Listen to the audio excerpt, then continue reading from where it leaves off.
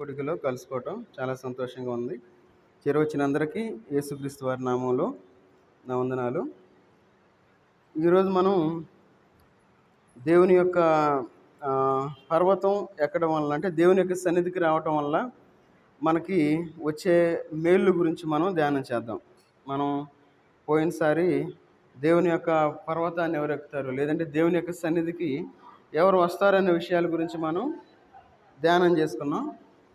కాబట్టి మనం ఈరోజు ఆయన యొక్క పర్వతం లేదంటే ఆయన సన్నిధికి రావటం వల్ల మనకు కలిగే మేళ్ళు గురించి మనం ధ్యానం చేద్దాం. యెషయా గ్రంథం 1వ అధ్యాయము, యెషయా గ్రంథం 1వ అధ్యాయము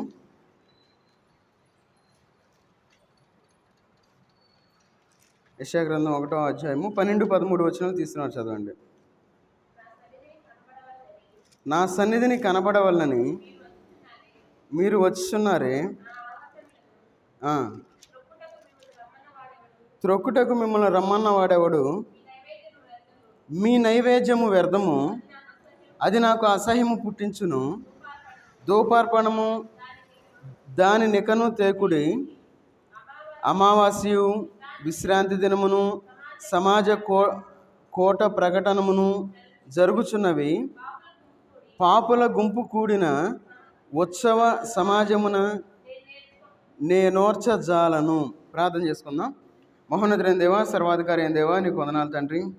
ఈ రాత్రికాల సమయంలోనైనా మీ పాసందులో చేరి మీ యొక్క వాక్యాన్ని ధ్యానించుకోవడానికి మీరు ఇచ్చిన కృపను బట్టి వందనాలు చెల్లించుకుంటూ ఉన్నాను తండ్రి. చదవబడిన వాక్య భాగాన్ని మీరు దీవించి ఆశీర్వదించండి. మాకు కావాల్సిన ఆత్మీయ ఆహారాన్ని మాకు దయచేయండి. మీ యొక్క ఆత్మను మాకు తోడుగా ఉంచి నడిపించమని యేసుక్రీస్తు వారి నామంలో ప్రార్థించి అడిగి వేడుకుంటున్నాం తండ్రి, ఆమెన్. ఇక్కడ మనం చదువుకున్న వాక్య భాగాన్ని మనం పరిశీలించినట్లయితే, నా సన్నిధిని కనపడవలనని మీరు వచ్చుచున్నారే. దేవుని సన్నిధికి మనం ఎట్లా రావాలంటే, ఆయన సన్నిధిలో కనపడాలి అని మనం రాకూడదు. సహజంగా మనం ఏం చేస్తామంటే, దేవుని సన్నిధికి రావడానికి మనం ఇష్టపడతాం. ఎందుకంటే 10 మంది మనల్ని చూడాలి అని మనం ఎప్పుడూ రాకూడదు. అదే అంటున్నాడు ఇక్కడ, మనం మనస్ఫూర్తిగా దేవుని సన్నిధిలో ఉండేవారుగా ఉండాలి. అందుకే అంటున్నాడు, నా సన్నిధిని కనపడవలనని మీరు వచ్చుచున్నారే, నా ఆవరణములను త్రొక్కుటకు మిమ్మును రమ్మన్న వాడెవడు? దేవుని సన్నిధికి మనం రావాలి అని ఎవరు చెప్పారు మీకు అని ఒక క్వశ్చన్ మార్క్ చేస్తూ ఉన్నారు. మన జీవితంలో మన కోసం మనం దేవుని సన్నిధికి రావాలి, పక్కన వాళ్ళ కోసం కాదు, లేదంటే ఎవరో కోసం మనం దేవుని సన్నిధికి రాకూడదు.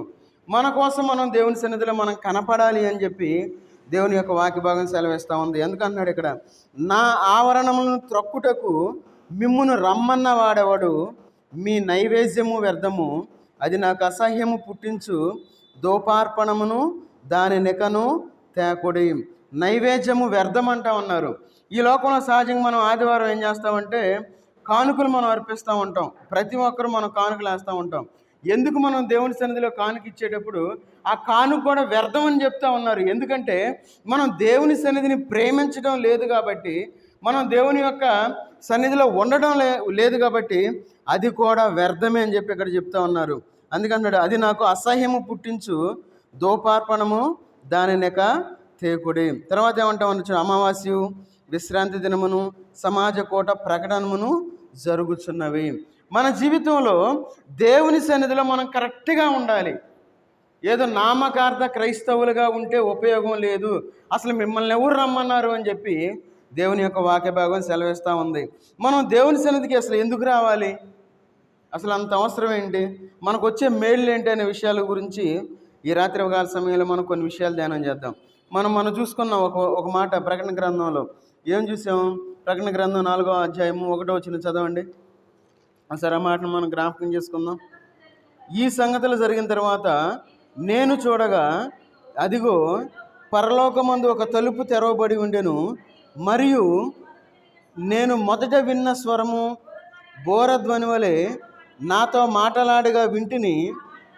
ఆ మాటలాడినవాడు, ఎక్కడికి ఎక్కిరము, ఇక మీదట జరగవలసిన వాటిని నీకు కనపరిచెదను. ఈ లోకంలో మనం జీవించేటప్పుడు జరిగే విషయాలు కొన్నిసార్లు మనకు తెలుస్తూ ఉంటాయి. ఒకసారి అనిపించింది, కొన్ని విషయాలు జరిగినప్పుడు అరే ఇది అక్కడ జరిగినట్టుంది, ఇది నాకు తెలిసే అని అనిపిస్తూ ఉంటుంది. చాలా విషయాలు మనకు కొన్ని విషయాలు కొత్తగా అనిపించదు. మన జీవితంలో ముందు జరిగే విషయాలు మనం తెలుసుకోవాలి అంటే, క్రొత్త విషయాలు మనం చూడాలి అంటే మనం దేవుని సన్నిధికి రావాల్సిందే. ఒకవేళ మనం ఫిజికల్గా మనం చూడలేకపోయినా దేవుడు వాటిని మనకి చూపించేవాడుగా ఉన్నాడు. మన జీవితంలో తరువాత ఏం జరుగుతుంది అనే విషయాలు దేవుడు చూపించాలని చెప్పి ఆశపడేవాడుగా ఉన్నాడు. అందుకే ఇక్కడ అంటా ఉన్నాడు ఏమనంటే, ఇక మీదట జరగవలసిన వాటిని నీకు కనపరిచెదను, జరిగే వాటిని చూపిస్తాను అని చెప్తా ఉన్నారు. ఎప్పుడు చూపిస్తారంటే, మనం దేవుని సన్నిధిలో గడపడానికి మనం వచ్చినప్పుడు దేవుడు మనకు చూపించేవాడుగా ఉన్నాడు. దేవుడు మనం ముందు జరగబోయే విషయాలు మనకు చూపించేవాడుగా ఉన్నాడు.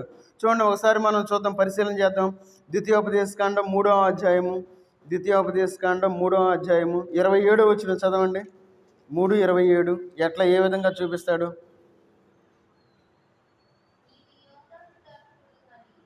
నీవు ఈ యోర్దాను దాటకూడదు కానీ నీ సిస్తా కొండ ఎక్కి కన్నులెత్తి పడమటి వైపును, ఉత్తరము వైపును, దక్షిణము వైపును, తూర్పు వైపును తేరి చూడుడి.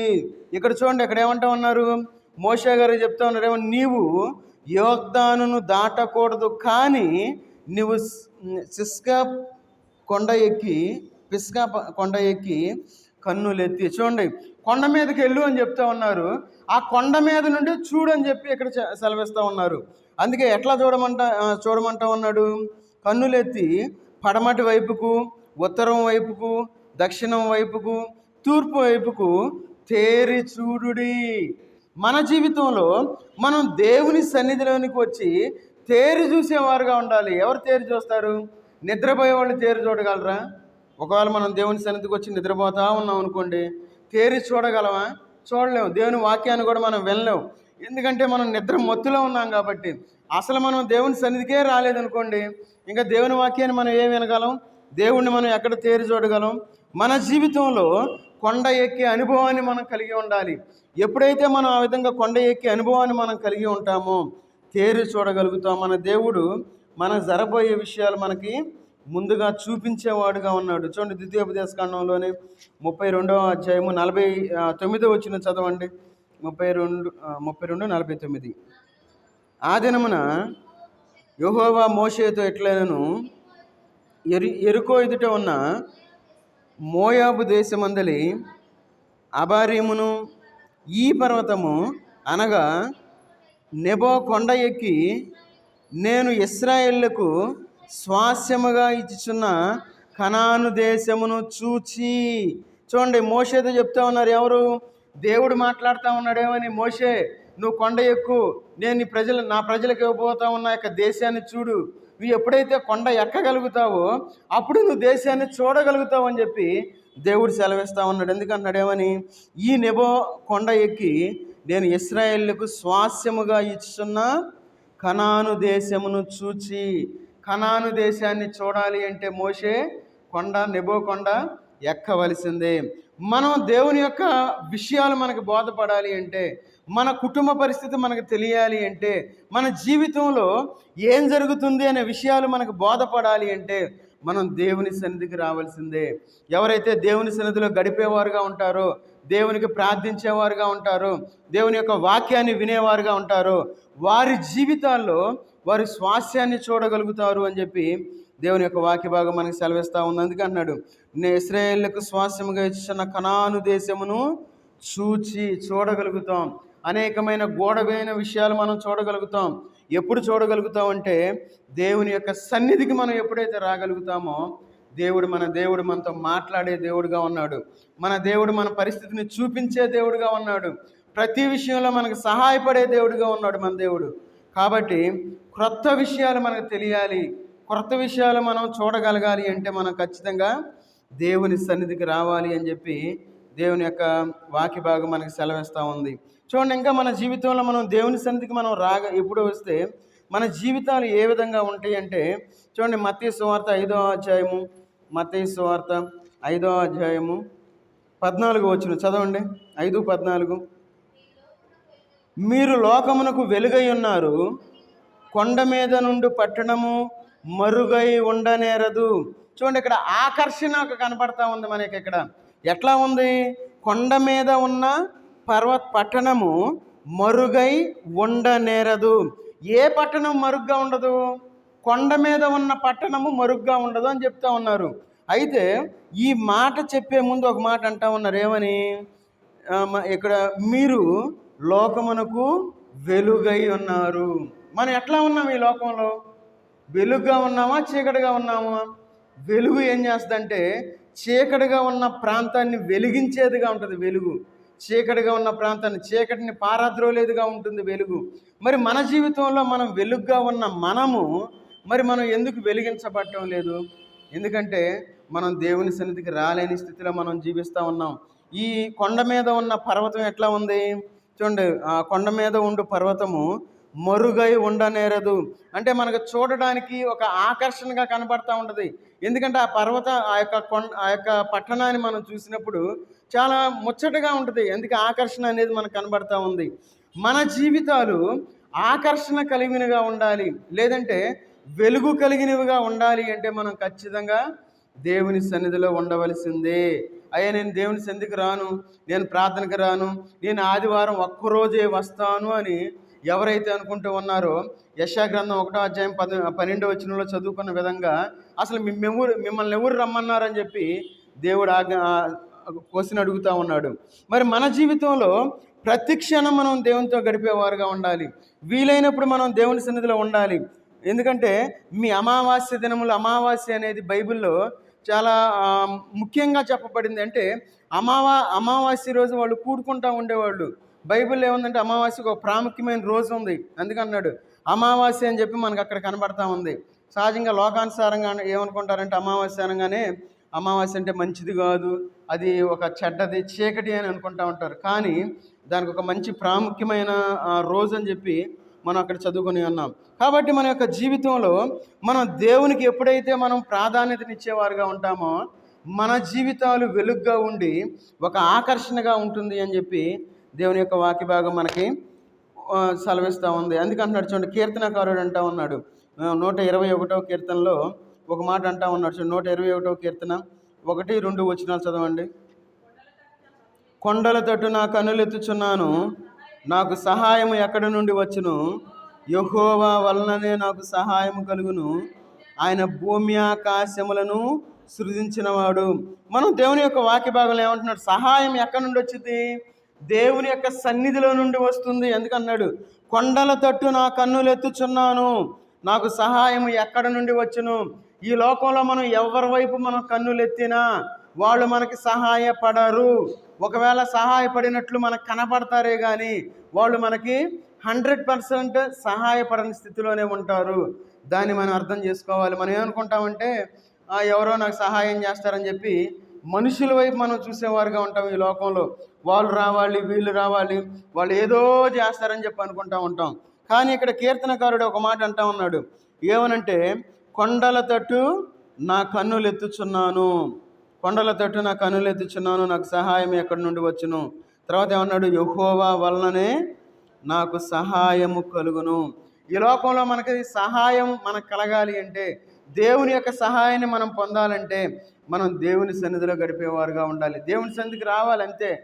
మనం దేవుని సన్నిధికి రాకుండా దేవుడు నన్ను వదిలిపెట్టాడు, అయ్యో నాకు ఎందుకు ఈ అనారోగ్యం వస్తుంది, నాకే ఎందుకు రావాలి ఈ కష్టాలు, నాకే ఎందుకు రావాలి ఈ బాధలు, నాకే ఎందుకు రావాలి ఈ శ్రమలు అని మనం ఇంట్లో కూర్చున్నాం అనుకోండి, ఎలాంటి ఉపయోగం లేదు.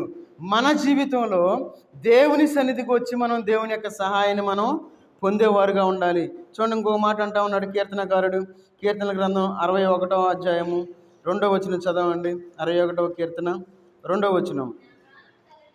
నా ప్రాణము తల్లడిల్లగా బూది గంతముల నుండి నీకు మొర్రపెట్టుచున్నాను, నేను ఎక్కలేనంత ఎత్తైన కొండపైకి నన్ను ఎక్కించుము. చూడండి, ఇక్కడ నా ప్రాణము తల్లడిల్లగా బూది గంతముల నుండి నీకు మొర్ర పెట్టుచున్నాను. మనం ఎప్పుడైతే మనం దేవునికి ప్రార్థన చేసేవారుగా ఉంటామో దేవుడు మనకేం చేస్తారంటే, నేను ఎక్కలేనంత ఎత్తైన కొండపైకి, ఎక్కలేనంత ఎత్తైన కొండ. మన జీవితంలో కొన్ని విషయాల్లో మనం అనుకుంటాం ఏమని? అయ్యో ఈ పని నా వల్ల కాదు, నేను చేయలేను అనుకుంటాం. కానీ ఆ పని మనం చేయగలుగుతాం అనుకుంటాం. అరే నేను అనుకోనే ఇట్లా జరిగిద్ది అనుకోలేదే, దేవుని యొక్క మహాకృపను బట్టి ఈ విధంగా జరిగింది అని మనం అనుకుంటూ ఉంటాం. ఎందుకు ఆ విధంగా జరిగిందంటే మనం దేవుని దగ్గరికి రావటం కోసం. ఎందుకు అన్నాడు ఏమని? ఎక్కలేనంత ఎత్తైన కొండపైకి నన్ను ఎక్కించుము. అంటే దేవుని దగ్గరికి మనం వచ్చేవారుగా ఉండాలి. దేవుని దగ్గరికి మనం ఎక్కి రావాలి. అది చాలా కష్టమైన విషయం. మనం ఎందుకు రాలేకపోతా ఉన్నాం? అయ్యా ఈరోజు 8:35 కదా ప్రార్థన పెట్టింది, 8:30 కదా ప్రార్థన పెట్టింది, మేము 8 గంటలకే సిద్ధపడి ఉండం, నువ్వు ప్రార్థన సరిగ్గా పెట్టలేదు కదా, మేము ఎందుకే రాలేకపోయాం అనుకుంటాం. కొంచెం అతి తెలివి కలిగిన వాళ్ళు. రేపు దేవుడు మనకు టైం చెప్పి రాడు. అయ్యా నేను పలానప్పుడు వస్తాను, మీరు సిద్ధపడి ఉండండి, మీరు రెడీగా ఉండండి, మీరు మేఘం ఎక్కేయటం ఆలస్యం అండ దేవుడు. మనం సిద్ధంగా ఉండాలి. ఈ లోకంలో మనం సిద్ధపడి ఏ క్షణంలో దేవుడు వచ్చినా, ఏ క్షణంలో మనం మరణించినా నీ దగ్గరికి నేను వస్తాను అనే ధైర్యాన్ని మనం కలిగి ఉండాలి. ఎప్పుడు మనం ఆ విధంగా కలిగి ఉంటామంటే మనం దేవునికి మొర్రపెట్టేవారుగా ఉన్నప్పుడు. అందుకే అంటున్నాడు, నా ప్రాణము తల్లడెల్లగా. ఈ లోకంలో మన సమస్యలను బట్టి మనం తల్లడిల్లే పరిస్థితికి మనం వస్తాం. మనకున్న బాధను బట్టి మనం తల్లడిల్లిపోవటం. ఏమని? అయ్యో నాకెందుకు ఈ శ్రమ అని చెప్పి మనం దేవుణ్ణి అడుగుతూ ఉంటాం. అయితే దేవుణ్ణి అడగాలి. అడిగితే దేవుడు ఖచ్చితంగా తన యొక్క కార్యాన్ని చేసేవాడుగా ఉన్నాడు. అప్పుడు దేవుడు ఏం చేస్తాడు? ఎక్కలేనంత ఎత్తైన కొండ మీదకి మనల్ని నడిపించేవాడుగా ఉన్నాడు. కాబట్టి మనం ట్రై చేయాలి. ఎందుకు ట్రై చేయాలి? కొండ ఎక్కడానికి మనం ప్రయత్నం చేయాలి. ప్రయత్నిస్తే దేవుడు ఎక్కిస్తాడు. అసలు మనం ఏమీ చేయకుండా ఇంట్లో కూర్చొని, లేదంటే అరుగుల మీద కూర్చోను, లేదంటే ఏదో పనులు పెట్టుకొని, అయ్యా నేను చాలా బిజీగా ఉన్నాను నీకేం తెలుసు అని చెప్పి మనం సైలెంట్గా ఉన్నాం అనుకోండి, దేవుడు మనల్ని ఎక్కడికి ఎక్కించడు. మనం ఎక్కాలి, మొదలు పెట్టాలి. అడుగు తర్వాత అడుగు మనం వేయాలి. ఒకేసారి ఏదో సూపర్ మ్యాన్ లాగా కింద నుండి పైకి జంపు చేయలేము. మన జీవితంలో అంతకంతకు మనం అభివృద్ధి చెందేవారుగా ఉండాలి. అంతకంతకు అభివృద్ధి అంటే మనం ఒక్కొక్క అడుగు వేస్తూ మనం దేవునిలో అభివృద్ధి చెందేవారుగా ఉండాలి. సహజంగా మనం అనుకుంటాం ఏమనంటే ఏ సూపర్ మ్యానో, ఏ శక్తిమానో, లేదంటే ఏ స్పైడర్ మ్యాన్ లాగా మనం ముందుకు వెళ్ళిపోవాలనుకుంటాం. లేదు, మన జీవితంలో అంతకంతకు ఎందుకన్నాడు? నేను ఎక్కలేనంత ఎక్కాలి, దేవుని సన్నిధికి రావాలి, దేవుని యొక్క మా వాక్యాన్ని వినాలి. ఎవరైతే ఆ విధంగా జీవిస్తారో ఈ లోకంలో వాళ్ళకి దేవుడి సహాయాన్ని చేస్తాడు అని చెప్పి దేవుని యొక్క వాక్య భాగం మనకి సెలవిస్తూ ఉంది. చూడండి, ఇక్కడ ఈ లోకంలో సహజంగా అనుకుంటాం మనం, అయ్యా నువ్వు బాగానే చెప్తున్నావు, మరి ప్రార్థనకు వస్తే ఎట్లా, సంఘ గుడికలు వస్తే నేను చాలా పనులు చేసుకోవాలి, నాకు చాలా వ్యాపారాలు ఉన్నాయి, నాకు చాలా డ్యూటీలు ఉన్నాయి, నేను చాలా అలసిపోతూ ఉన్నాను అనుకుంటాం.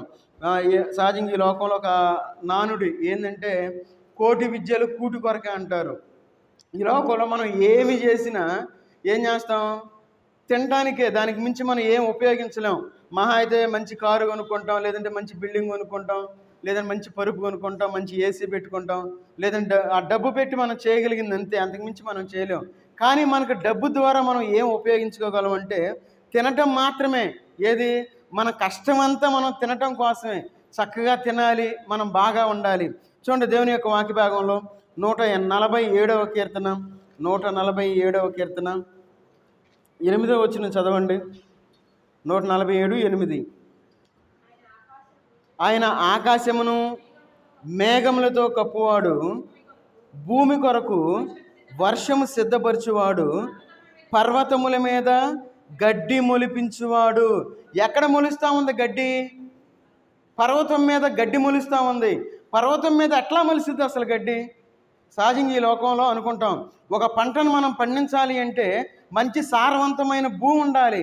ఆ భూమిలో మళ్ళీ ఆ రాళ్ళు ఉండకూడదు, తర్వాత పిచ్చి చెట్లు ఏమి ఉండకూడదు. చాలా సారవంతమైన భూమి ఉంటేనే ఆ యొక్క పంట మనం పండించుకోగలం. అవునా కదా? అయితే ఇక్కడ మనకు ఒక మాట కనబడతా ఉంది. ఏమని? పర్వతముల మీద గడ్డి మొలిపించువాడు. గడ్డి అనేది ఆహారానికి గుర్తుగా ఉన్నది. గడ్డి అనేది మేతకు గుర్తుగా ఉన్నది. మన యొక్క ఆత్మీయమైన జీవితంలో దేవునిలో మనం తృప్తి పొందేవారుగా ఉండాలి అంటే మనం పర్వతాన్ని ఎక్కేవారుగా ఉండాలి, దేవుని సన్నిధికి వచ్చేవారుగా ఉండాలి. ఈ లోకంలో మనం ఎంత సంపాదించినా మనం మేత లేని వాళ్ళమే, ఆహారం లేని వాళ్ళమే. ఒకవేళ మనం రోజు బిర్యానీ చేసుకోవచ్చు, లేదంటే రోజు చికెన్ తినొచ్చు, రోజు మటన్ తినొచ్చు. ఎంత తిన్నా దేవుని యొక్క పర్వతం మీద మనం మేత మెయ్యవలసిందే. ఎవరైతే ఆ విధంగా దేవుని యొక్క ఆహారాన్ని భుజించేవారుగా ఉంటారో, ఒకవేళ యూట్యూబ్ క్రైస్తవులు ఉండొచ్చేమో, ఒకవేళ టీవీ క్రైస్తవులు ఉండొచ్చేమో, ఒకవేళ ట్యాబ్ క్రైస్తవులు ఉండొచ్చేమో. వాటి వలన మనకి ఎలాంటి ఉపయోగం లేదు. దేవుని సన్నిధికి రావలసిందే, పర్వతాన్ని మనం ఎక్కవలసిందే, మేత మేయవలసిందే. అలాంటి అనుభవాన్ని మనం కలిగి ఉండాలి. అలాంటి అనుభవాన్ని మనం ఎప్పుడైతే కలిగి ఉంటామో అప్పుడు మనం తృప్తిపరచబడతాం. దేవుని సన్నిధికి మనం రావటం వల్ల మనకు కలిగే మేలు ఏంటంటే తృప్తి కలిగిన జీవితాన్ని మనం జీవించేవారుగా ఉంటాం. సహజంగా ఈ లోకంలో చాలామంది ఆత్మహత్యలు చేసుకుంటూ ఉంటారు. ఎందుకు ఆత్మహత్య చేసుకుంటారంటే తృప్తి లేని జీవితాన్ని జీవిస్తూ ఉంటారు. అయితే వాళ్ళ బ్యాక్గ్రౌండ్ మనం చూస్తే వాళ్ళు ఎంతో ధనవంతులుగా ఉంటారు. వారు ఎంతో డిగ్రీలు చేసిన వారుగా ఉంటారు. నిన్న ఒక యూట్యూబ్లో ఒక వీడియో చూసాం. అతను ఫిజియోథెరపీ చేశాడు. అడుక్కు తింటా ఉన్నాడు. అయితే ఒక అనాథాశ్రమం వాళ్ళు అతని దగ్గరికి వెళ్ళి అడిగారు. చక్కగా ఇంగ్లీష్ మాట్లాడుతూ ఉన్నాడు, అంత బాగానే ఉంది. ఆయన అడిగారు ఏమనంటే, అయ్యా నువ్వు ఇంత చక్కగా మాట్లాడుతూ ఉన్నావు, ఫిజియోథెరపీ చేసావు కదా, మరి నువ్వు ఎందుకు ఇట్లా తిరుగుతూ ఉన్నావు అంటే ఆయన ఒక మాట అన్నాడు. ఏమన్నా అంటే, అయ్యా నా భార్య చనిపోయింది, బిడ్డల్ని ఎక్కడ అనాథాశ్రమంలో జాయిన్ చేశారు, బిడ్డలు నాకు చూపించలేదు, కాబట్టి నేను ఇట్లా 4 నెలల నుండి తిరుగుతూ ఉన్నాను. నన్ను అందరు పిచ్చోడు అనుకుంటున్నారు, నాకు మైండ్ పోయింది అనుకుంటున్నారు, నేను అంతా బాగానే ఉన్నాను, నేనంతా పర్ఫెక్ట్లీ ఆల్ రైట్, మీరు నాకు కొంచెం మీరే నాకు ఆధారం అని చెప్పి అంటా ఉన్నాడు. ఎందుకు ఈ మాట చెప్తా ఉన్నానంటే చక్కగా మంచి డాక్టర్ చదివాడు, 4 నెలల నుండి పిచ్చోడుగా తిరుగుతూ ఉన్నాడు. వాళ్ళు ఏమంటా ఉన్నారంటే, అయ్యా మా అనాథాశ్రమంలో నేను పెట్టుకుంటాము, కొంచెం నువ్వు ఆ ట్రీట్మెంట్ వాళ్ళకి ఇవ్వు చాలంటా ఉన్నారు. మన జీవితంలో చూడండి, ఎంత డబ్బు సంపాదించినా, ఎన్ని డిగ్రీలు సంపాదించినా, మనం ఈ లోకంలో ఏమి చేసినా అవి ఉపయోగపడాలి అంటే మనం దేవుని యొక్క సన్నిధికి మనం రావలసిందే. తృప్తి కలిగిన జీవితాన్ని మనం జీవించాలి. తృప్తి లేని జీవితాన్ని ఈ లోకంలో జీవిస్తూ ఉన్నాం. ఎన్నోసార్లు దేవుని యొక్క వాక్యాన్ని వింటూ ఉన్నాం. ఎన్నోసార్లు మన యొక్క మనస్సాక్షి మనల్ని అడుగుతూ ఉంటుంది, ఏమని, ఎల్లు దేవుని సన్నిధిలోకి వెళ్ళు, కూర్చో, ఏమైందో గంటే కదా అని మన మనస్సాక్షి చెప్పినా మన మనస్సాక్షి మాట విన్నవారుగా ఉంటా ఉన్నాం. చూడండి మన జీవితంలో చూడండి, అందుకని ఇక్కడ అంటా ఉన్నారు ఏమని, పర్వతముల మీద గడ్డి మొలిపించేవాడు. చూడండి మన దేవుడు ఎంత గొప్పవాడు. పర్వతం మీద గడ్డి మొలిపించేవాడు. మన యొక్క జీవితంలో ఏమీ లేని స్థితిలో ఆయన సమృద్ధితో నింపేవాడుగా ఉన్నాడు మన దేవుడు. దాన్ని మనం గ్రహించాలి. అందుకే పర్వతము అనేది దేవుని యొక్క మందిరానికి సాదృశ్యంగా ఉంది. ఆ విషయాన్ని మనం గ్రహించాలి. చూడండి యోబు గ్రంథంలో యోబు గారు కూడా ఒక మంచి మాట అంటా ఉన్నారు. చూడండి యోబు గ్రంథం 40వ అధ్యాయము 20వ వచనం చదవండి. 40:20. పర్వతములలో దానికి మేత మొలుచును, అరణ్య జంతువులన్నీ అచ్చట ఆడుకొనును. చూడండి ఎక్కడ మేత మొలిచిద్ది? దేవుని యొక్క సన్నిధిలో మనకి మేత మొలిచేదిగా ఉంది. అందుకన్నాడు ఇక్కడ ఏమని, పర్వతములలో దానికి మేత మొలుచును. చూడండి మేత ఎక్కడ మొలుస్తూ ఉంది? పర్వతంలో మొలుస్తూ ఉంది. అయితే ఈ పర్వతంలో మేత మొలిచినప్పుడు ఏం జరుగుతూ ఉంది? అరణ్య జంతువులన్నీ, అరణ్యంలో ఉండే జంతువులు ఎట్లా ఉంటాయి? క్రూరమైన జంతువులు. అవి ఎట్లా ఉంటాయి అంటే, ఉదాహరణ సింహాన్ని మనం చూసుకున్నట్లయితే సింహం చంపేస్తుంది, మనుషులను చంపిద్ది, జంతువులను చంపేస్తుంది. తర్వాత నక్కలో అనేకమైన జంతువులు ఉన్నాయి. ఈ జంతువులన్నీ ఏం చేస్తున్నాయి? చూడండి అక్కడ పర్వతములలో అరణ్య జంతువులన్నీ అచ్చట ఆడుకొనును. తృప్తి కలిగి ఏం చేస్తాయి? దేవుని యొక్క సన్నిధిలో చూడండి చిన్న బిడ్డలు మనం చూసినట్లయితే వాళ్ళకి ఏమీ తెలియదు, ఎలాంటి బాధ వాళ్ళకి తెలియదు. వాళ్ళు ఏం చేస్తూ ఉంటారంటే చక్కగా మందిరంలోకి వచ్చిన తర్వాత వాళ్ళు ఆడుకుంటూ ఉంటారు. మనం చూస్తాం, గొడవ చేస్తారు. ఎందుకంటే వారు దేవుని సన్నిధిలో సంతోషంగా ఉంటారు. చిన్న బిడ్డలు గొడవ చేస్తారు. ఇంటి దగ్గర మందిరానికి రావాలి, ఏది ఇంట్లో చిన్న బిడ్డలు 2-3 సంవత్సరాల బిడ్డలు రావాలని గొడవ చేసి మరి వస్తామంటాడు. ఏది దేవవర్ధనం, రూతు వీళ్ళందరూ ఏడుస్తూ ఉంటారు ప్రార్థనకు వచ్చేటప్పుడు. మన జీవితంలో మనం తృప్తి కలిగిన వారుగా ఉండాలి అంటే మనం దేవుని సన్నిధికి వచ్చేవారుగా ఉండాలి. ఎందుకంటున్నాడు, ఏమంటా ఉన్నాడు, పర్వతములలో దానికి మేత మొలుచును, అరణ్య జంతువులన్నీ అచ్చట ఆడుకొనును. ఈ లోకంలో మనం బాధపడతా ఉంటాం, ఈ లోకంలో మనం వేదన పడతా ఉంటాం. అయ్యో నాకెందుకు ఈ శ్రమ.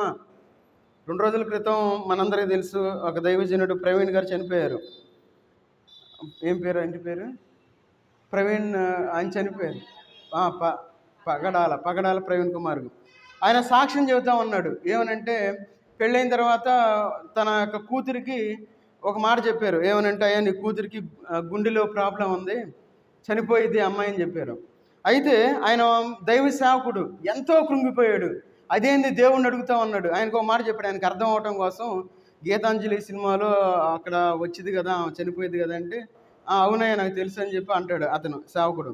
అయితే ఆయన ఒకే మాట దేవుణ్ణి అడిగాడు. అది అసలు నాకు ఎందుకు ఈ కష్టం పెట్టావు, నాకెందుకు ఈ బాధ పెట్టావు, నా కూతురికి ఎందుకు రావాలని చెప్పి దేవుణ్ణి డైరెక్ట్గా అడిగాడు. ఎందుకు అడగగలిగాడు చెప్పాడు ఆయన. ఆయన వెళ్ళేటప్పుడు కారు దిగేసి పెద్ద పెద్దగా అరిచేసాను, నేను దేవుణ్ణి అడుగుతా ఉన్నాను, అయ్యా నాకు ఎందుకు పెట్టి బాధ, నా కూతురికి ఎందుకు పెట్టావు, ఈ గుండె ఆ యొక్క సమస్య ఎందుకు రావాలి, నా కూతురు ఎందుకు చనిపోవాలి అని చెప్పినప్పుడు ఆయన చెప్పాడు, ఏస్కేల్ గ్రంథం ద్వారా దేవుడు నాతో మాట్లాడాడు, ఆయన ఇదే జరిగిందని చెప్పి ఆయన చెప్పి ఉన్నాడు.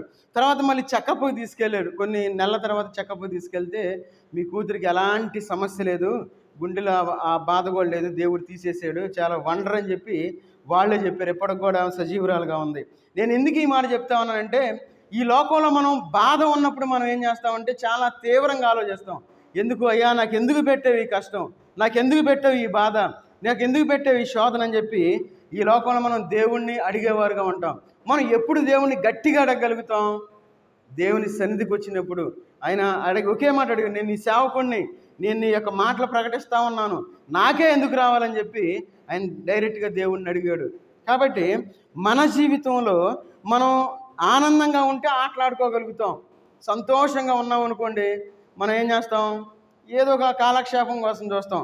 బాధలో ఉన్నాం అనుకోండి, వేదంతో మనం కృంగిపోయేవారుగా ఉంటాం. అందుకే చూడండి, మన యొక్క జీవితంలో మన యొక్క వేదనలో, మన యొక్క బాధలో, మన యొక్క సమస్యలు ఇవన్నీ పోవాలి అంటే మనం ఏం చేయాలంటే, చూడండి యెషయా గ్రంథం 17వ అధ్యాయము, యెషయా గ్రంథం 17వ అధ్యాయము 13వ వచనం చదవండి. 17:13. జనములు విస్తార జలముల ఘోష వలె ఘోషించును, ఆయన వారిని బెదిరించును, వారు దూరముగా పారిపోవుదురు, కొండ మీది పొట్టు గాలికి ఎగిరిపోవునట్లు, తుఫాను ఎదుట గిరగిర తిరుగు కసువు ఎగిరిపోవునట్లు వారును తరుమబడుదురు. ఇక్కడ ఒక మాట మనకు కనబడతా ఉంది. ఏమనంటే, కొండ మీద పొట్టు గాలికి ఎగిరిపోవునట్లు. కొండ మీద పొట్టు ఉంది, గాలి వచ్చింది, ఎగిరిపోయింది. ఎగిరిపోయినప్పుడు ఆ కొండ ఎట్లా ఉంటుంది, పరిశుభ్రంగా ఉంటుంది, శుద్ధి చేయబడిందిగా ఉంటుంది. ఒకవేళ ఆ పొట్టంతా కొండ మీదే ఉందనుకుందాం, ఆ పొట్టంతా కొండ మీదే ఉన్నప్పుడు ఆ యొక్క కొండ ఏ విధంగా ఉంటుంది, చూడటానికి బాగోదు, ఏందో ఎట్లా ఉంది, గలీజ్గా ఉంది, అపరిశుభ్రంగా ఉంది, పరిశుద్ధత లేదనుకుంటాం. మన జీవితంలో ఉన్న ప్రతి సమస్య పోవాలి అంటే, మన జీవితంలో ఉన్న సమస్యలు, శోధనలు, బాధలు, వేదనలు పొట్టువలే ఎగిరిపోవాలి అంటే మనం ఎక్కడికి రావాలి, దేవుని యొక్క సన్నిధికి మనం రావాలి. అందుకే ఇక్కడ అంటా ఉన్నారు, కొండ మీది పొట్టు, కొండ మీద పొట్టు ఎగిరిపోతుంది. మన జీవితంలో ఉన్న సమస్యలు పోవాలి అంటే మనం దేవుని యొక్క సన్నిధిలో మనం గడిపేవారుగా ఉండాలి. దేవుని సన్నిధి బోరు కొట్టేదిగా మనం ఉండకూడదు. సహజంగా ఈ లోకంలో ప్రార్థన అంటే బోరు కొట్టేస్తుంది మనకి ఇంకా వాక్యం అన్నా బోరు కొట్టిద్ది. సినిమాలు చూడమనండి, 4 గంటలు లేదంటే 10 గంటలు లేదంటే రోజుకొచ్చి 4-5 సినిమాలైనా కంటిన్యూ చూసేవాళ్ళు ఉన్నారు. ఎందుకు అట్లా చూస్తూ ఉన్నారు, అయ్యా మేము టీవీ చూడకుండా ఉండలేము, సీరియల్ నేను పుట్టిన దగ్గర నుండి వచ్చే సీరియల్ ఇప్పటికి కూడా వస్తూనే ఉన్నాయి, వాటిని మనం చూస్తూనే ఉన్నాం. మరి దేవుని సన్నిధికి మనం ఎందుకు రాలేకపోతా ఉన్నాం? మళ్ళీ అక్కడ కూడా ఒక సమస్య, అయ్యా నువ్వు టీవీ గురించి మాట్లాడొద్దు, నువ్వు దేని గురించి అయినా మాట్లాడు. చాలా జాగ్రత్తగా ఉండాలి. మన కుటుంబాలు బాగుపడాలి, మనం సంతోషంగా ఉండాలి. మన బిడ్డలు గంతులు వేస్తా ఆడుకోవాలి. వాళ్ళు ఎప్పుడు ఆడుకుంటారు, వాళ్ళు సమృద్ధిగా ఉన్నప్పుడు మాత్రమే వాళ్ళు సంతోషంగా ఉండగలుగుతారు. కాబట్టి మనం పరిశుద్ధపరచబడాలి అంటే ఎక్కడ ఉండాలి, కొండ మీద ఉండాలి. ఎందుకన్నాడు, కొండ మీది పొట్టు గాలికి ఎగిరిపోవునట్లు. మన జీవితంలో ఉన్న ప్రతి సమస్య దేవుడు తీసివేస్తానని చెప్పి ఆయన సెలవిస్తూ ఉన్నాడు. ప్రతి బాధను ఆయన తీసివేస్తాడు, ప్రతి వేదన ఆయన తీసివేస్తాడు, ప్రతి అనారోగ్యాన్ని ఆయన తీసివేసే గొప్ప దేవుడిని మనం కలిగి ఉన్నాం. ఎందుకంటే దేవుడు మన ప్రార్థన ఆలకించే దేవుడు ఆయన. ఒకవేళ మనం సైలెంట్గా ఉంటాం ఈ లోకంలో, ప్రార్థన అనగానే మనం సైలెంట్ అయిపోతాం. కానీ దేవుడు సైలెంట్గా ఉండడు. ఆయన ఎదురు చూస్తూ ఉంటాడు. మనం ఏం అడుగుతామా, నా బిడ్డకి ఏమి ఇవ్వాలని చెప్పి, ఆయన ఎప్పుడు ఇవ్వాలని చెప్పి ఎదురు చూసే దేవుణ్ణి మనం కలిగి ఉన్నాం. ఎంత గొప్ప దేవుణ్ణి మనం కలిగి ఉండి అనాలోచనగా ఈ లోకంలో మనం ఎట్లా జీవించగలుగుతా ఉన్నాం? చూడండి, మనం గొప్ప దేవుణ్ణి మనం కలిగి ఉన్నాం. మనం దేవుణ్ణి అడిగితే ఆయన మాట్లాడే దేవుణ్ణి మనం కలిగి ఉన్నాం. ఎంత గొప్ప దేవుణ్ణి మనం కలిగి ఉండి ఈ లోకంలో మన ఇష్టానుసారంగా మనం జీవిస్తూ ఉన్నాం. చూడండి, ఎవరైతే దేవుని యొక్క సన్నిధిలో ఉంటారో వారి జీవితాలు ఏ విధంగా ఉంటాయంటే, చూడండి, పరమగీతల గ్రంథం 8వ అధ్యాయము, పరమగీతములు 8వ అధ్యాయము 14 వచనం చదవండి. 8:14. త్వరపడుము, లఘువైన ఇర్రివలే ఉండుము, గంధ వర్గ వృక్ష పర్వతముల మీద గంతులు వేయు లేడి పిల్లవలే ఉండుము. చూడండి, ఇక్కడ ఒక మాట మనకు కనబడతా ఉంది. ఈ మాట ఏంటంటే గంధ వర్గ వృక్ష పర్వతముల మీద. అంటే మన జీవితాలు సుగంధ భరితంగా ఉండాలి అంటే మనం ఎక్కడ ఉండాలి? దేవుని సన్నిధిలో మనం ఉండాలి. చూడండి, మన యొక్క జీవితాలు రోత జీవితాలు. మన జీవితాలు ఎలాంటి జీవితాలు అంటే ఎందుకు పనికిరాని జీవితాలు మన జీవితాలు. మనం ఎందుకు లెక్కలే అంటే మనం ఈ లోకంలో మనం జీవిస్తూ ఉన్నాం. దేవుడు మంచి ఆరోగ్యాన్ని ఇచ్చాడు, మంచి ఆయుష్ని ఇచ్చాడు. ఈ సమయాన్ని చూడలేక ఎంతోమంది గతించిపోయారు ఈ క్షణంలో. కానీ దేవుడు మనల్ని ఎందుకు ఈ విధంగా సజీవులుగా పెట్టుకోవాలి? దేవుడు మన వైపు ఇంకా చూస్తానే ఉన్నాడు. అందుకే మనం ఎట్లా ఉండాలంటే గంధవర్గ వృక్ష పర్వతముల మీద మన జీవితాలు సంపద కలిగిన జీవితాలుగా ఉండాలి. మన జీవితాలు సుగంధభరితమైన జీవితాలుగా ఉండాలి. మన జీవితాలు ఒక ఉన్నతమైన స్థితిలో మనం జీవించాలి. అలా జీవించాలని చెప్పి మన దేవుడు ఆశపడతా ఉన్నాడు. మరి మనం ఈ లోకంలో ఏ విధంగా జీవిస్తూ ఉన్నాం? ఈ లోకంలో చిన్న చిన్న విషయాలకి మనం ఏం చేస్తున్నామంటే పట్టించుకోకూడని విషయాలు మనం పట్టించుకుంటా ఉన్నాం. మన దేవుడు చాలా గొప్పవాడు. సహజంగా ఆ పాస్టర్ గారిని చంపినప్పుడు అందరూ ఏమంటా ఉన్నారు? శిక్ష పడాలి, అది ఇది అంటా ఉన్నారు. తన భార్య ఒక మాట అంటా ఉంది, ఏమనంటే వారికి మేమేం చెయ్యం, వారు రక్షించబడితే చాలని చెప్పి ఒక మాట అంటా ఉంది. చూడండి ఆ స్టేట్మెంట్ ఎవరైనా ఇవ్వగలరా? నేను అనుకున్న దేవుని యొక్క ప్రేమ తెలియటం కోసం ఒకవేళ దేవుడు తీసుకున్నాడేమో అనిపించింది నాకైతే. చూడండి, బిగ్ టీవీ ఛానల్ వాళ్ళు అసలు 24 గంటల కవరేజ్ చేస్తూ ఉన్నారు. మిగతా టీవీలో ఎవరు రాలేదు, కానీ బిగ్ టీవీలో చాలా చక్కగా చూపించారు ప్రతిదీ కూడా. ఎందుకు ఈ మాట చెప్తా ఉన్నానంటే మన జీవితాలు సంపద గల ఆయన ఒక సాఫ్ట్వేర్ కంపెనీ యజమాని. ఆయన ఎందుకు చేయాలి సేవ? సాఫ్ట్వేర్ సొంత కంపెనీ ఉంది ఆయనకి. ఆయన విదేశాలు తిరుగుతూ ఉంటాడు. ఆయన ఎన్నో దేశాలు తిరిగాడు. గొప్ప ధనవంతుడు ఆయన. ఈ లోకంలో ఏమీ లేని వాళ్ళు ఏం చేస్తూ ఉంటారంటే ఇష్టానుసారంగా దేవుని పేరు చెప్పుకొని దోచుకునే వాళ్ళు ఉన్నారు ఈ లోకంలో. ఆయన అన్నీ ఉండి దేవుని కోసం తన యొక్క జీవితాన్ని త్యాగం చేశాడు. మరి చూడండి, అందుకే దేవుడు అలాంటి వాళ్ళని తీసుకెళ్ళిపోతాడు. ఎవరైతే లోకంలో కరెక్ట్గా వాక్యాన్ని బోధిస్తారో దేవుడు వాళ్ళకి ఇష్టం, వాళ్ళని ఎక్కువ రోజులు ఉంచడు, తీసుకెళ్ళిపోతాడు. చూడండి, మన జీవితాలు ఎట్లా ఉండాలంటే సంపద కలిగిన జీవితాలు జీవించాలి. అందుకే అన్నాడు ఇక్కడ. చూడండి, అక్కడ ఏమని? గంధవర్గ వృక్ష పర్వతముల మీద గంతులు వేయు లేడి పిల్లవలే ఉండుము. అందుకే చూడండి, ద్వితీయోపదేశకాండం 8వ అధ్యాయము 9వ వచనం చదవండి. ద్వితీయోపదేశకాండం 8వ అధ్యాయము 9వ వచనం.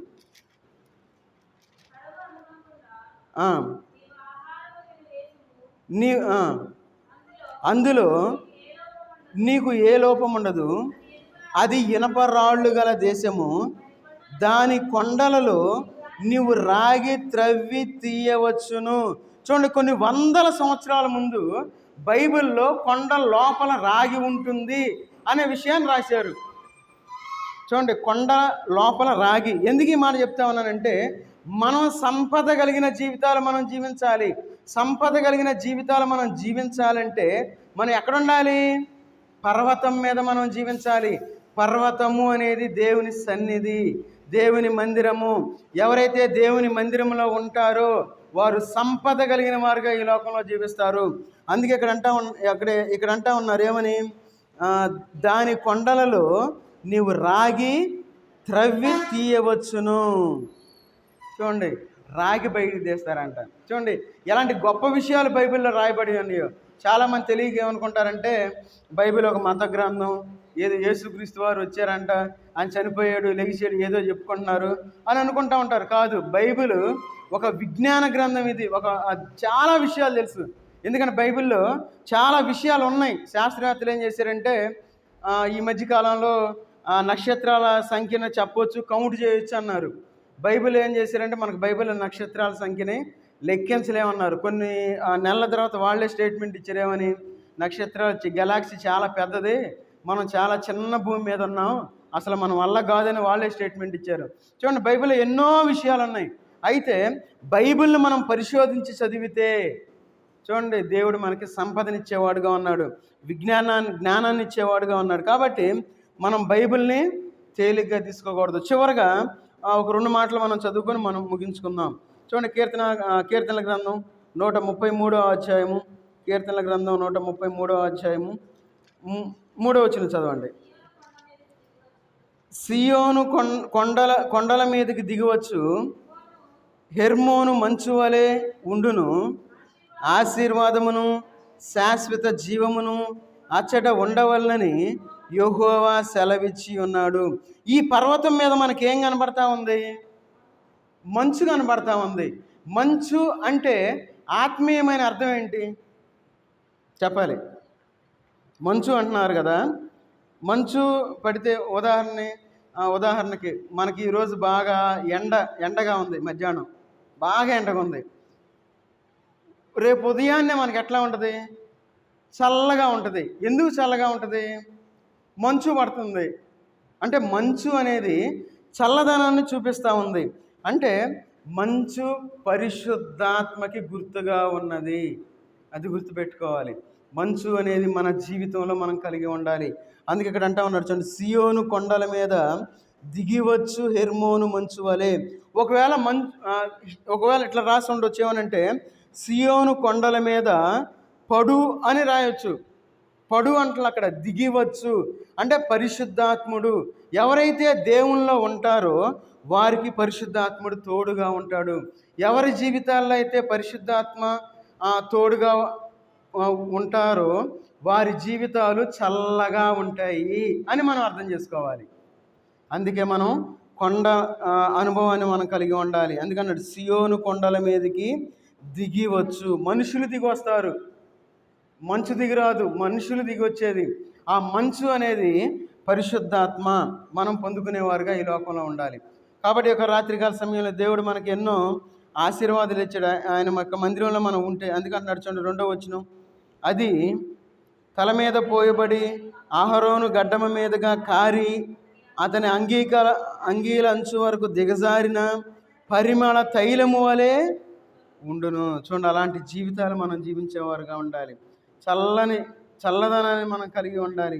పరిశుద్ధాత్మను మనం కలిగి ఉండాలి. చూడండి, ఎవరైతే దేవుని యొక్క మందిరంలోనికి వస్తారో వారి జీవితాల్లో క్రొత్త విషయాలు మనకు ఒకవేళ అన్కాన్షియస్గా మనం ఉన్నా మనకు తెలిసిపోతూ ఉంటాయి. ఎట్లా తెలుస్తాయి అంటే, అర్థం అవడానికి ఒక మాట చెప్తాను. పోయిన నెలను మందిరంలో పనుకున్న అన్నారావు, నేను, డేవిడ్ ముగ్గురు పనుకునేవాళ్ళం. అయితే ఆ రోజు నేను ఇక్కడ మాట్లాడుకుంటా ఉన్నాం, మంచి నిద్రలో ఉన్నాడు అన్నారు. మేము ఏమైతే మాట్లాడుకున్నామో సడన్గా లేచి చెబుతూ ఉన్నాడు, అన్న రేపు పలానా మన ప్రేమ విందు ఆ రోజు జరిగినప్పుడు కరెక్ట్గా మేము మాట్లాడుకున్న విషయాలే. నానేం చేశారంటే గుంటూరు నుండి వేరే వాళ్ళని 2 పిలిచారు. నేను వద్దని చెప్పా. మనం ముగ్గురిని సేవకుల్ని ఎక్కువ మంది అయితే వాక్యాన్ని ఎక్కువగా బోధించలేరు, ఒకళ్ళే ఉండాలి, ఒకళ్ళు చెప్తేనే తృప్తిగా ఉంటుంది, కాబట్టి ముగ్గురు వద్దు. ఆల్రెడీ మనకి గుంటూరు నుండి క్రిస్టోఫర్ బ్రదర్ గారు వస్తున్నారు కదా, మనకి లోకల్లో ఉంటారు, ఒకవేళ ఎవరన్నా వస్తే మనం ప్రార్థన చేపిద్దాం మిగతా వాళ్ళ చేత, మెయిన్ స్పీకర్ ఒకళ్ళే ఉండాలని చెప్పి మేము మాట్లాడుకున్నాం. అయితే ఆ నిద్ర నుండి లేచి సడన్గా చెబుతా ఉన్నాడు, అన్న మీరు ఈయన చెప్పుకున్నారని చెప్పి మేము ఏదైతే మాట్లాడుకున్నామో అక్కడ మాట్లాడాల అవన్నీ క్లియర్గా చెప్పేశాడు. నాకు అనిపించింది, అన్నారా నువ్వు నిద్రపోయావు అన్నా. నిద్రపోయానన్నా అన్నాడు. కాదన్నా, ఇవన్నీ నాకు జరిగినట్లు నాకు కనపడింది లోపల, నేను కనపడింది కాబట్టి నీతో మాట్లాడుతున్నా అన్నా అన్నాడు. చూడండి, దేవుడు ఎప్పుడైతే మనం దేవుని సన్నిధిలో ఉంటామో, చూడండి, నాకు చాలా ఆశ్చర్యం వేసింది. ఎట్లా చెప్పగలిగాడు అనుకున్నా నేను. మన జీవితంలో అప్పుడే నేను వద్దని చెప్పా, 2 సేవకులు వద్దు మనకి, ఒక ఆయన వస్తే చాలు చక్కగా జరిగిద్దని చెప్పి. అట్లాగే నేను వద్దని చెప్పాను, ఒకళ్ళే వస్తున్నారని చెప్పి ఆ రోజు మనం ఒకళ్ళని మెయిన్ స్పీకర్ని మనం పెట్టాం. నేను ఎందుకు ఈ మాట చెప్తా ఉన్నానంటే, దేవుడు మనకు చూపించేవాడుగా ఉన్నాడు. ఆయన మన క్రొత్త విషయాలు మనం చూడగలిగే స్థితికి మనం తీసుకొస్తాడు. తర్వాత మనం వెలుగు కలిగిన జీవితాలు మనం జీవించగలుగుతాం. మన జీవితాల్లో సహాయం వస్తుంది. తర్వాత మన కుటుంబాలు ఎట్లా ఉంటాయంటే సంపద కలిగిన కుటుంబాలుగా ఉంటాయి. తర్వాత పరిశుద్ధాత్మ యొక్క నడిపింపును కలిగిన వారుగా ఈ లోకంలో మనం జీవించగలుగుతాం. ఎవరైతే దేవుని యొక్క సన్నిధిలో ఉండగలుగుతారో, ఎవరైతే ఆదివారం క్రైస్తవులుగా ఉంటారో వారి జీవితాల్లో ఈ యొక్క ఆశీర్వాదాలు అనుభవింపలేరు. మన జీవితంలో దేవుని సన్నిధిలో ఉండి మనం ఆశీర్వదించబడేవారుగా మనం ఎన్నో కొత్త విషయాలు మనం చూడగలుగుతాం. దేవుడు అనేకమైన కార్యాలు మన జీవితంలో చేస్తాడు. ఎట్లా జరిగిద్దని చెప్పి నేను అనుకోలేదనే విషయాలు మన కుటుంబంలో జరుగుతాయి. కాబట్టి ఒక రాత్రికాల సమయంలో మనందరం తలలు వంచి మనం ప్రార్థన చేసుకొని ముగించుకుందాం. మహోన్నతుడైన దేవా, సర్వాధికారి అయిన దేవా, నీకు వందనాలు తండ్రి. మీ సన్నిధిలో ఈ విధంగానైనా గడపడానికి మీరు ఇచ్చిన కృపను బట్టి మీకు వందనాలు చెల్లించుకుంటూ ఉన్న తండ్రి. ఈ యొక్క సమయం చూడలేక ఎంతోమంది గతించిపోయారు తండ్రి. మేమైతే గొప్పవారం కాదు నాయనా, మేమైతే ఎలాంటి పేరు ప్రఖ్యాతులు లేని వాళ్ళనైనా, కానీ మీరు మమ్మల్ని ప్రేమించినైనా ఇప్పటివరకు మీ యొక్క హస్తాల్లో కాచి కాపాడిన విధానాన్ని బట్టి మీకు వందనాలు చెల్లించుకుంటూ ఉన్న తండ్రి. అవునైనా ఎవరైతేనైనా మీ యొక్క సన్నిధిలో ఉంటారోనైనా వారిని శుభ్రపరుస్తానని చెప్పి మీరు సెలవిస్తూ ఉన్నారు తండ్రి. మీకు సహాయం వస్తుందని చెప్పి మీరు సెలవిస్తూ ఉన్నారు తండ్రి. వారు తృప్తి కలిగిన జీవితాలు జీవిస్తారని చెప్పి మీరు సెలవిస్తూ ఉన్నారు తండ్రి. అలాంటి జీవితాలు జీవించలాగినా తగిన సహాయం చేసేయండి తండ్రి. ఇంకా నేను అనేకమైన కొత్త విషయాలు తెలుసుకుంటారని చెప్పి మీరు సెలవిస్తూ ఉన్నారు తండ్రి. అవునైనా మా యొక్క అందరినైనా అన్ని కుటుంబాలనైనా మీ సన్నిధికి రావడానికి తగిన సహాయం చేయండి తండ్రి. ఆయా భయాన్ని కలిగించండి తండ్రి. ఆయా భయభక్తులు కలిగిన జీవితాలు జీవించలాగినా తగిన సహాయం చేయండి తండ్రి. ఇక్కడ చేరిన ప్రతి బిడ్డని మీరు జ్ఞాపకం చేసుకోమని అడుగుతూ ఉన్న తండ్రి. ప్రతి కుటుంబాన్ని మీరు జ్ఞాపకం చేసుకుని తండ్రి. అదేవిధంగా నాయన ఆ యొక్క కాలు పుండుతో బాధపడుతున్న బిడ్డను నాయన మీ సన్నిధికి నడిపించి ఉన్నారు తండ్రి. మీకు వందనాలు తండ్రి. ఆ కాలు విషయంలో మీరు చేసిన గొప్ప అద్భుత ఆశ్చర్య కార్యాన్ని బట్టి మీకు వందనాలు చెల్లించుకుంటూ ఉన్నా తండ్రి. మీరు ఇచ్చిన ఆరోగ్యాన్ని బట్టి మీకు వందనాలు చెల్లించుకుంటూ ఉన్నా తండ్రి. ఈ విధంగానైనా మీ సన్నిధిలో గడపడానికి వచ్చిన విధానాన్ని బట్టి మీకు వందనాలు చెల్లించుకుంటూ ఉన్నా తండ్రి. ఆ కుటుంబాన్ని మీరు జ్ఞాపకం చేసుకోండి తండ్రి. బిడ్డను మీరు జ్ఞాపకం చేసుకోండి తండ్రి. మీ ఇద్దరు బిడ్డలు మీరు జ్ఞాపకం చేసుకోండి తండ్రి. ఆ కుటుంబాలను మీరు జ్ఞాపకం చేసుకోండి. ఆ యజమాని మీరు జ్ఞాపకం వారందరూ మీ యొక్క సన్నిధికి రావడానికి తగిన సహాయం చేయండి తండ్రి. ఆయా కుటుంబంలో ఉన్న ప్రతి ఒక్కరినైనా మీరు చేసిన అద్భుత కార్యాన్ని బట్టి వారు బాప్తిస్వం తీసుకొని మీ దగ్గరకు నడిపించేలాగా తగిన సహాయం చేసామని అడుగుతూ ఉన్నా తండ్రి. అదేవిధంగా ఇక్కడ చేరిన ప్రతి కుటుంబాన్ని మీరు జ్ఞాపకం చేసుకుని తండ్రి. ఎవరు అవసరతలో ఉన్నారో అక్కర్లో ఉన్నారో ప్రతి అవసరాన్ని మీరు తీర్చండి తండ్రి. అయా ప్రతి బాధని మీరు తీసివేయండి తండ్రి. ప్రతి చింతని మీరు తీసివేయండి తండ్రి. మీరున్నారనే ధైర్యంతో ఈ లోకంలో జీవించేలాగా తగిన సహాయం చేయండి తండ్రి. అయా ప్రతి సమస్యలో మీరు నడిపిస్తూ ఉన్న విధానాన్ని బట్టి మీకు వందనాలు చెల్లించుకుంటూ ఉన్నా తండ్రి. ప్రతి వేదనలోనైనా మీరు తోడుగా ఉండి నడిపిస్తూ ఉన్న విధానాన్ని బట్టి మీకు వందనాలు చెల్లించుకుంటూ ఉన్నా తండ్రి. ఇంకా అదేవిధంగా నేను మైక్ శబ్దం ద్వారా ఎవరైతే వింటూ ఉన్నారో తండ్రి, ప్రతి ఒక్క మనసును మీరు మార్చండి తండ్రి. మెత్తటి మనసును కలుగు చేసిన ఆయన వారు మీ సన్నిధికి రావడానికి తగిన సహాయం చేయండి తండ్రి. వారు మీ సన్నిధిలో ఆశీర్వదించబడడానికి తగిన సహాయం చేయండి తండ్రి. మీ సన్నిధిలో దీవించబడడానికి తగిన సహాయం చేయండి తండ్రి. అక్కడ చేరిన ప్రతి కుటుంబాలనైనా మీ యొక్క కాపుదాల్లోనైనా ఉంచి ఆశీర్వదించమని అడుగుతూ ఉన్నాను తండ్రి. అదేవిధంగానైనా ఇక్కడ చేరిన ప్రతి కుటుంబం నూరంతలుగా ఆశీర్వదించండి తండ్రి. ముఖ్యంగానైనా కుటుంబాలుగా రక్షణ పొందడానికి తగిన సహాయం చేయండి తండ్రి. ఇంకా ఎవరైతే అనారోగ్యంతో బాధపడుతూ ఉన్నారో ఆ బిడ్డలు మీరు జ్ఞాపకం చేసుకుని తండ్రి. ఆ బిడ్డలకి మంచి ఆరోగ్యాన్ని కలిగించమని అడుగుతూ ఉన్నాను తండ్రి. యవన బిడ్డలు మీరు జ్ఞాపకం చేసుకుని తండ్రి. త్రాగుడుకునైనా వ్యసనంగానైనా వారి జీవితాల్లో కలిగి ఉన్నారు తండ్రి. వారు మీ సన్నిధికి రావడానికి తగిన సహాయం చేయండి తండ్రి. అలాంటి బలమైన ఆ యొక్క ఆత్మీయతను కలిగించమని అడుగుతూ ఉన్నాను తండ్రి. ఇంకా ఎవరైతే బాప్తిస్మం తీసుకొని మీ సన్నిధికి రాలేకపోతూ ఉన్నారు తండ్రి, ప్రతి వారం మీ యొక్క బలలో చేతులు వేయలేకపోతూ ఉన్నారో తండ్రి, ప్రతి ఒక్క బిడ్డను మీరు జ్ఞాపకం చేసుకుని తండ్రి. అయ్యో నేను బలహీనైపోతూ ఉన్నానే, ఆత్మీయంగా పోతూ ఉన్నాననే విషయాన్ని గ్రహించిన ఆయన ప్రతి వారం బలలో పాలు పంపులు పొందడానికి తగిన శక్తిని ఇవ్వమని అడుగుతూ ఉన్నా తండ్రి. అయ్యా మీ యొక్క వాక్యంలోనైనా మీ యొక్క వాక్యాన్ని గ్రహించేవారుగా ఉండడానికి తగిన శక్తిని ఇవ్వమని అడుగుతున్నా తండ్రి. ఇప్పటివరకునైనా మీ యొక్క వాక్యం ద్వారా మాతో మీరు మాట్లాడిన విధానాన్ని బట్టి మీకు వందనాలు చెల్లించుకుంటూ ఉన్నా తండ్రి. మరోసారి నేను మీ సన్నిధిలో చేరిన ప్రతి కుటుంబాన్ని నిండారుగా దీవించి ఆశీర్వదించమని యేసుక్రీస్తు వారి నామంలో ప్రార్థించి అడిగి వేడుకుంటున్నాం తండ్రి. ఆమెన్.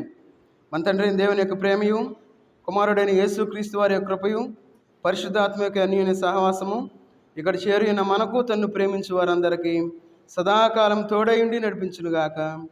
ఆమెన్. అందరికీ వందనాలు.